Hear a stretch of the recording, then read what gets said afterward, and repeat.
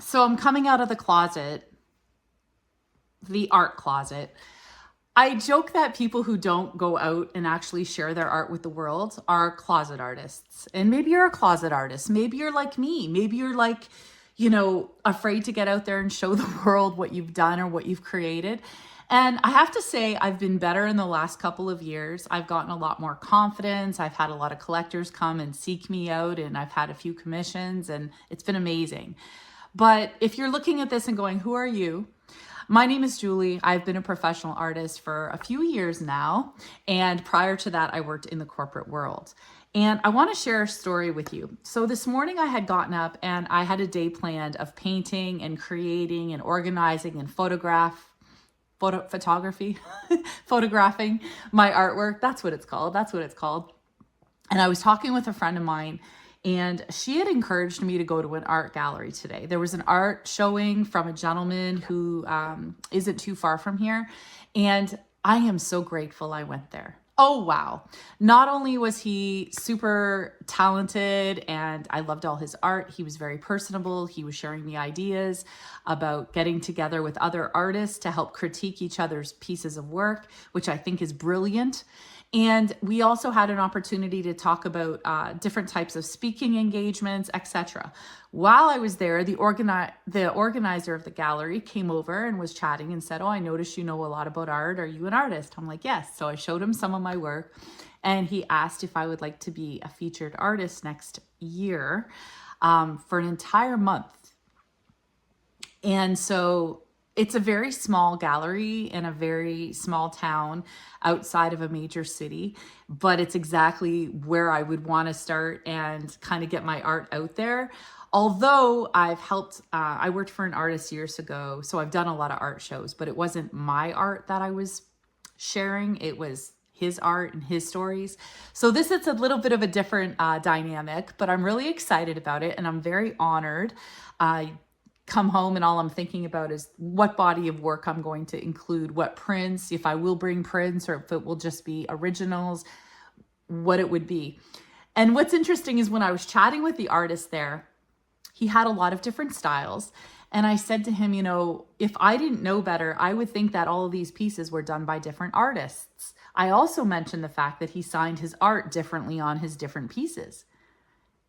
And he said the reason he did that was depending on the piece, he found that his signature would be a little overwhelming for some of the more, I guess, simple pieces. And the other ones, he just did like initials, which was pretty cool. But I had never seen that. So I said to him, what do you think about when an artist has a voice or a uniform body of work? Because he had everything from oils to acrylics to watercolor, all different styles. And the art was portraits, landscapes, abstracts, very different styles, very cool styles, which I think as a viewer looking at this artist, I don't want him to stay in one box. I want him to express himself differently. So I said to him, what do you think when people tell artists that we should just be in one style? And he said to me, and I really, really resonated with me. He said, people speak many languages. People are multilingual. Should you tell someone who speaks many languages to find their favorite language and only stick with their favorite language? And I was like, I never thought of that. Well, that wasn't exactly how he said it. He didn't say favorite language, but basically, if people can speak many languages, why can't artists speak different languages, but on the canvas? And that was kind of the gist that I got from that.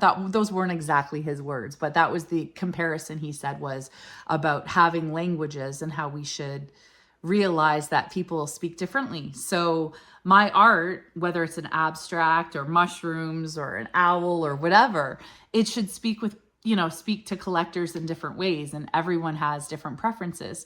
So I wanted to share this with people who are maybe closet artists. I went on a date by myself a few weeks ago and I met a beautiful gallery owner who'd shared all these ideas on how to share your art with the world. And I haven't yet reached out to her, but my point is that you never know who or when you're going to connect with. And as long as you're in your studio painting and keeping your art to yourself as a closet artist, you're never going to reach the people who are going to appreciate your art.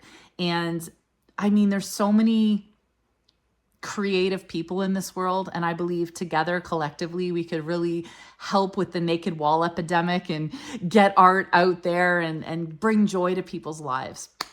So I wanted to do a quick little YouTube, not just to get more comfortable with doing these videos, but also to share with those of you who may also be a closet artist, that it's really important to get out there and share your artwork. And sometimes it's just a simple phone call from a friend saying, hey, you know what, go to this event. It was a rainy day. It was miserable outside. It was terrible.